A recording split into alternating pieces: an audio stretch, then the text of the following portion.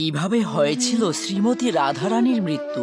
যখন শ্রীকৃষ্ণ রাধাকে ছেড়ে দ্বারকায় চলে যান, তখন উনি সেখানে রুক্মিণীকে বিবাহ করেন। কেননা দেবী রুক্মিণী শ্রীকৃষ্ণকে পাওয়ার জন্য কঠোর তপস্যা করেন। এমনকি রুক্মিণী শ্রীকৃষ্ণকে পাওয়ার জন্য নিজের ভাই তথা পরিবারকেও ছেড়ে দিয়েছিলেন। কিন্তু শ্রীকৃষ্ণের দ্বারকায় আসার পর রাধারানী একা হয়ে গিয়েছিলেন আর শ্রীকৃষ্ণের বিরহে খুবই দুর্বল হয়ে পড়েন। যখন শ্রীকৃষ্ণ একথা জানতে পারে, তখনই সে রাধারানীর সঙ্গে দেখা করতে আসেন। ওনার পদধ্বনি শুনে রাধারানী বুঝতে পারেন যে শ্রীকৃষ্ণ এসেছেন, কিন্তু দুর্বলতার কারণে রাধারানী বিছানা থেকে উঠতে পারেননি। এরপরে রাধারানী শ্রীকৃষ্ণকে ওনার জন্য অন্তিমবার বাঁশি বাজাতে বললেন, আর সেই বাঁশির সুর শুনতে শুনতেই রাধারানী শ্রীকৃষ্ণের কোলে নিজের দেহ ত্যাগ করেন। বলা হয় রাধার মৃত্যুর পরে শ্রীকৃষ্ণ তার বাঁশি ভেঙে ফেলেছিলেন, আর এরপর উনি কখনোই বাঁশি বাজাননি। তাই সত্যিকারের ভক্তরা কমেন্টে জয় রাধা কৃষ্ণের জয় অবশ্যই লিখবেন।